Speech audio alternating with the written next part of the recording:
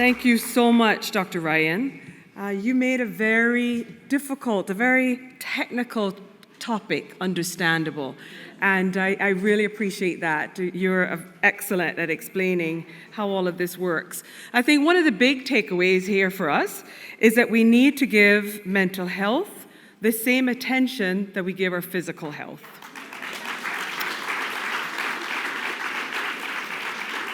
And as Dr. Ryan said, we need to be proactive and screen early, just like we do for all the other screenings that we do for our body, so that we can actually treat mental health illnesses early in our children, to give our children the best opportunity to do well. Now I'd actually like to ask you to help me acknowledge the arrival of Honourable Andre Ebanks, MP, Premier, and Minister for Financial Services and Commerce. Thank you very much, sir, for joining us.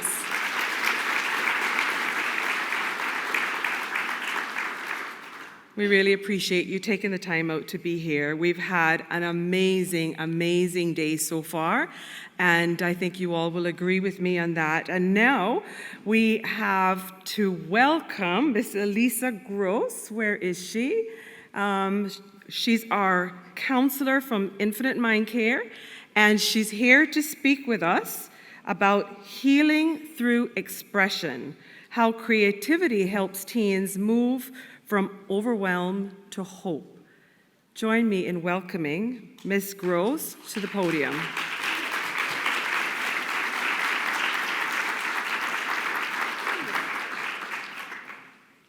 Welcome to Healing Through Expression, how creativity helps teens move from overwhelm to hope. So I'd like to take a moment to introduce myself. If I can figure this out. There we go. So my name is Elissa Gross. I studied in my master's both counseling psychology and expressive arts therapy. And I've worked with children, adolescents, and adults for over a decade, and I'm now focused on teenagers and adults.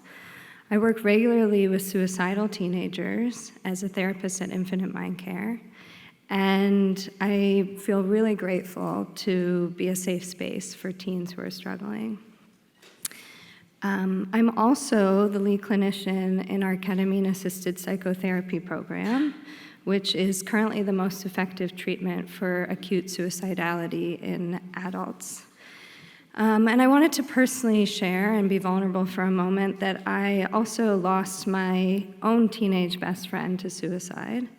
And I've since lost 2 dear friends also to suicide. So it is really an honor to speak on this topic while holding all of them in my heart. I also want to take a moment to honor my own parents, who I'm very lucky are here visiting today and could be at my talk. And who deserve a Medal of Honor for getting me through my own teenage years and beyond. So they're the reason I am who I am today. So thank you all for being here today. I've been thinking about what my teenage best friend was dealing with and what a gathering like this would have meant to her. And so I want to start by acknowledging why gatherings like this exist, and why it's so important that they do.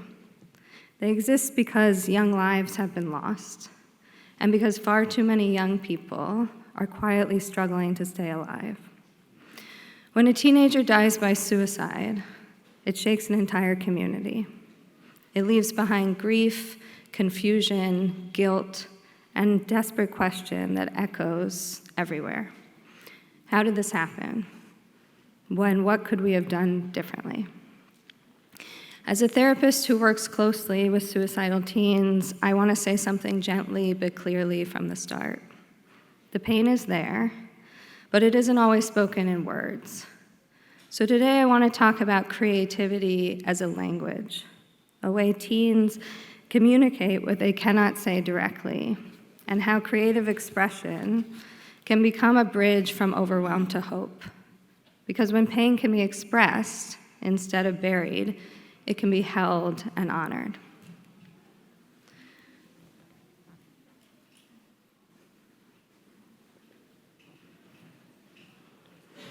So I'll begin with the silent overwhelm that teens carry and why teens struggle to articulate their feelings. Dr. Ryan just spoke beautifully on the neurobiology, and I'll speak a little bit more. There are neurological and developmental reasons for why teens might struggle to articulate their feelings. The emotion centers in the brain mature faster than the areas responsible for language, reasoning, logic, and regulation. And so this developmental mismatch creates a state where emotions are intensely felt, but difficult to articulate or manage. They may also be experiencing shame, fear of burdening others, fear of misunderstanding or judgment, and there may be cultural or familial pressure to be fine or to be strong. An internal overwhelm becomes isolation and manifests as withdrawal, irritability, shutting down, perfectionism, and risk-taking. Teens often show emotional pain instead of saying it. And how this relates to suicidality is them not being able to say always, "I'm hurting." The experience for them might also be of being too much or not enough. And the belief that no one could carry their inner world is very lonely and a heavy burden to carry. I'd like to return for a moment to expand on my brief mention of neurobiology. It is not only a passion of mine, but I believe it's extremely important to conceptualizing the unique experience and struggle of being a teenager. Their experiences are not just emotional, but neurological, and creativity is an extra. It's neurologically regulating. During adolescence, the brain is still under construction. The emotional centers, the amygdala, the limbic system, are highly active, and teens feel deeply and intensely. But the prefrontal cortex, as was explained, the part responsible for regulation, perspective, planning, and impulse control, is still developing. This creates intensity without full regulatory capacity. When a teen feels overwhelmed, especially repeatedly, their nervous system moves into fight, flight, or freeze. And over time, the state of chronic stress narrows cognitive flexibility. The brain starts to look for escape rather than solutions. And suicidal thinking often emerges when the brain feels trapped. Creative expression interrupts that state. Raise your hand if even just looking at a piece of art or listening to a particular song has brought you a sense of peace or connectedness. I think everybody's raising their hand. Creative expression shifts the nervous system. When teens draw, paint, move, write, or play music, they activate sensory or motor pathways, sensory and motor pathways. They regulate breathing. They engage both hemispheres of the brain. The amygdala, our alarm system, quiets due to decreased activation, and we feel calmer and safer. The prefrontal cortex begins to come back online as it is being engaged. Dopamine, related to motivation, and serotonin, essential to mood regulation, increases, and neural integration is created. And here's the key. Regulation comes before reasoning. A teen cannot think their way out of overwhelm if their nervous system is flooded. But when the body calms, flexibility emerges. A calm nervous system can imagine alternatives. Flexibility is protective. And so creativity quite literally helps the brain reconnect and remember that there are options. So why does creative expression help? Firstly, creativity bypasses the limitations of verbal expression. Art accesses the emotional and sensory systems. Teens can show what they cannot say. Creativity creates regulation. Movement, color, texture, rhythm, these all regulate the nervous system. It helps to externalize emotions instead of letting them accumulate internally.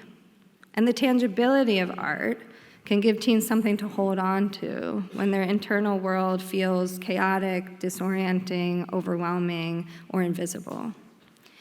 And creativity reconnects teens to a sense of hope and purpose. It builds agency. I can make something. It builds identity. I can express myself.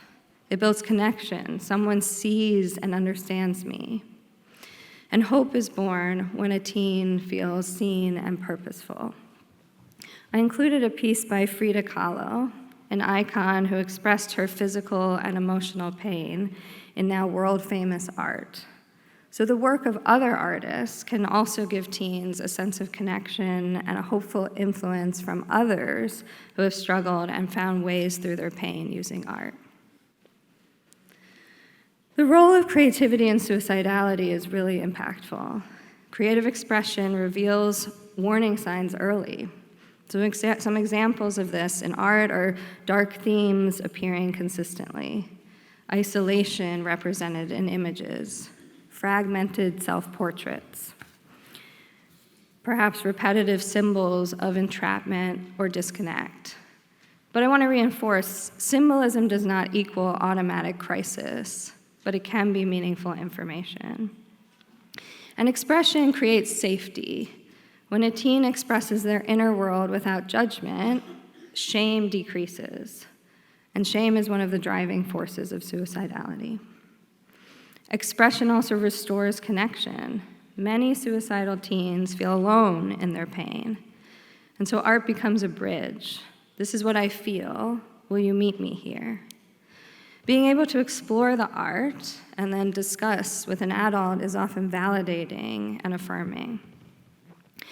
And expression also gives information and adults something to respond to.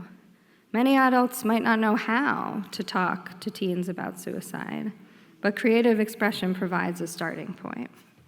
So I included an example here of an arts therapy intervention that I often use, which is called the inside-outside mask.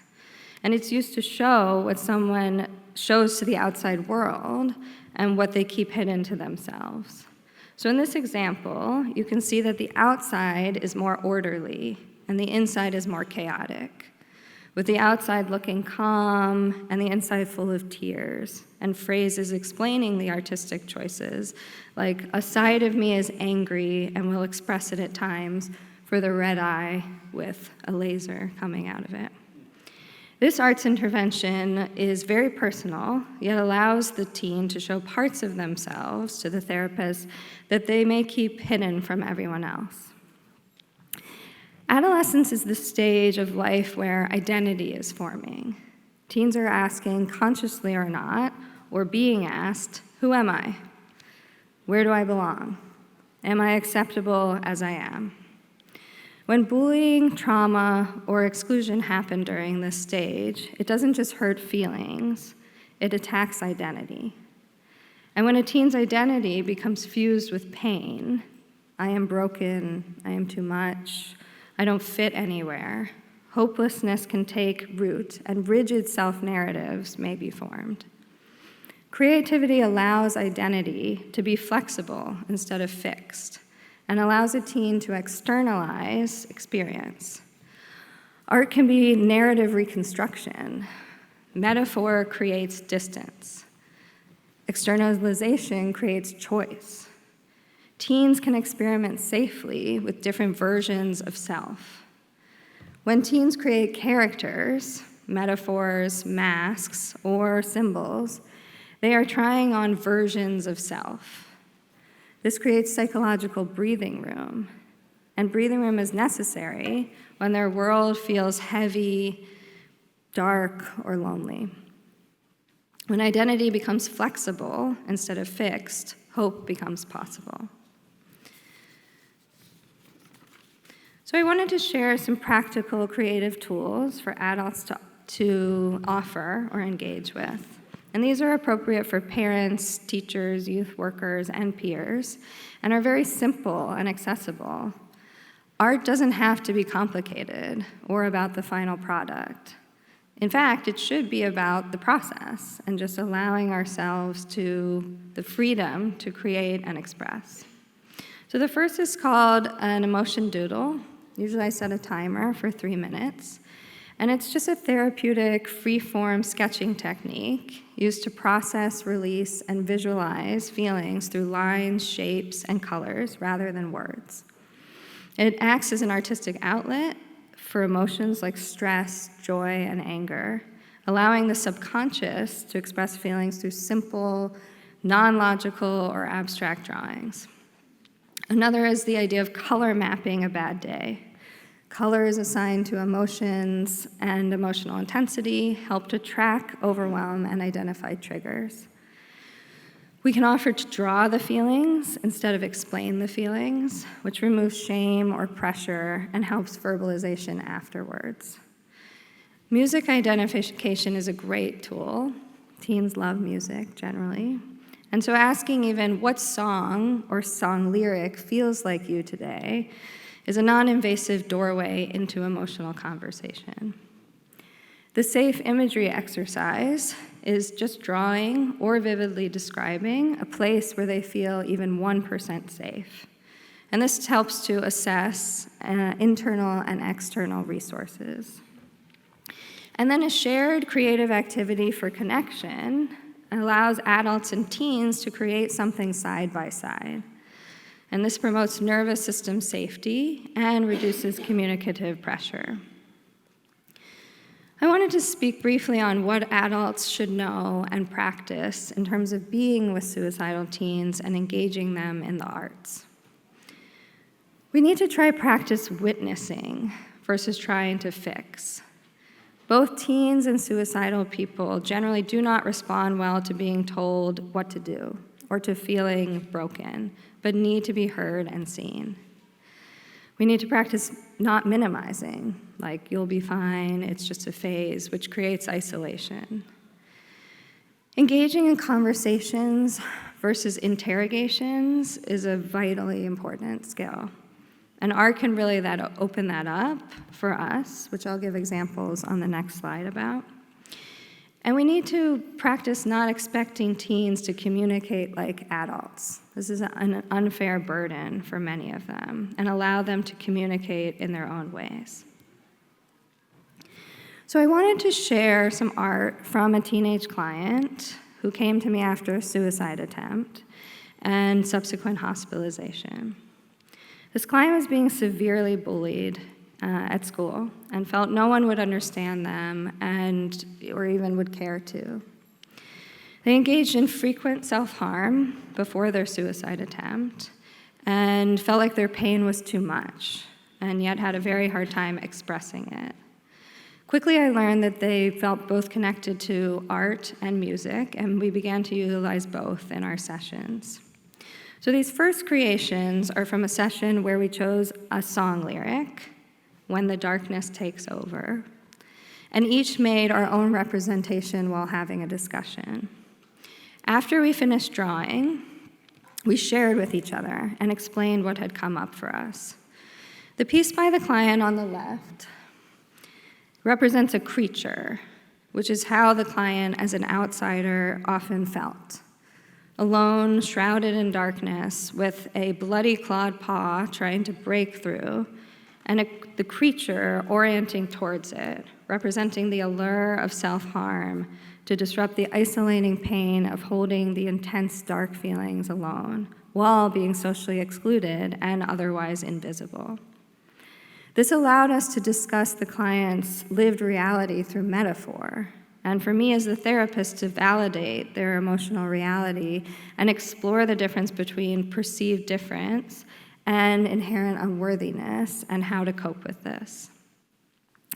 My piece that I created simultaneously, which is on the right, and shared with the client, represents the many complicated layers that lead to a deep internal sense of darkness that reverberates, but at the center of which is a small light that constantly pulls me through. In these next creations, the client and I assigned each other titles, and then each created art based on that.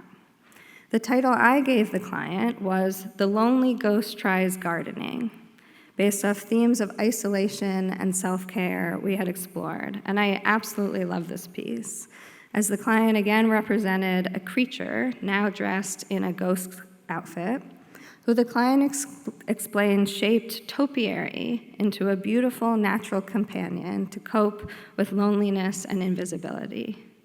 I found this so moving, and it opened up an amazing dialogue between us about finding solace and friendship in unlikely places, what it feels like to feel invisible, and how to connect to nature and oneself.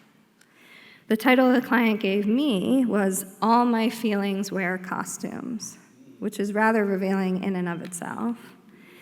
And I represented anger as a pair of spiky pants, jealousy as a big coat, sadness as a skirt, and the emotions we often privilege, happiness, love, and peace, as a crown. I also want to share part of a song that a client and I co-wrote together using an AI songwriting app we called the song Sit With Me. So this was a co-created process where we wrote the lyrics together based on experience, and then we used the AI app for the music composition. And so the chorus is as follows. Can you sit with me in the dark, not turn on every single light, not tell me who I'm supposed to be or how I'll be all right? Can you hear what I don't say? Can you stay when it gets hard? I'm not asking you to save me, just sit with me in the dark. Can you sit with me in the dark, not turn on every single light, not tell me who I'm supposed to be or how I'll be alright? Can you hear what I don't say? Can you stay when it gets hard? I'm not asking you to save me, just sit with me in the dark.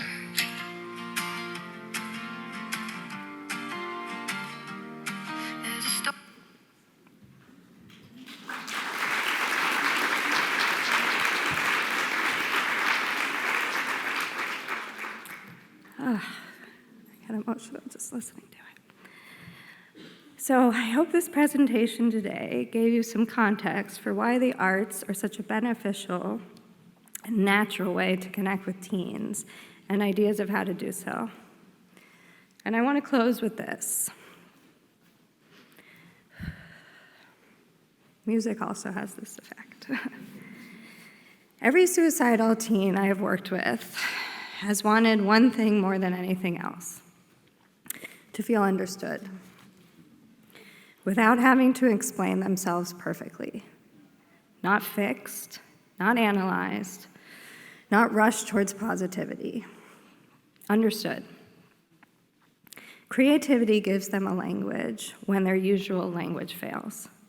It gives them somewhere to put the pain instead of carrying it alone. And it gives us, as adults, something to meet. And when we meet them there, things can begin to shift.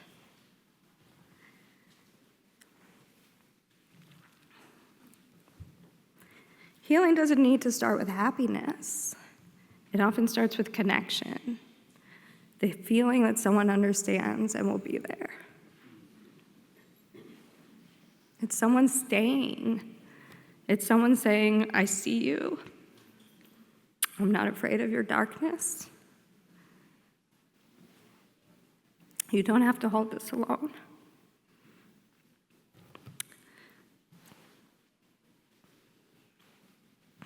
If a young person in your life shares something dark, a drawing, a lyric, a poem, a metaphor, I hope you won't panic. I hope you'll lean in. I hope you'll say, tell me more. You do not have to be a therapist to save a life. You just have to be willing.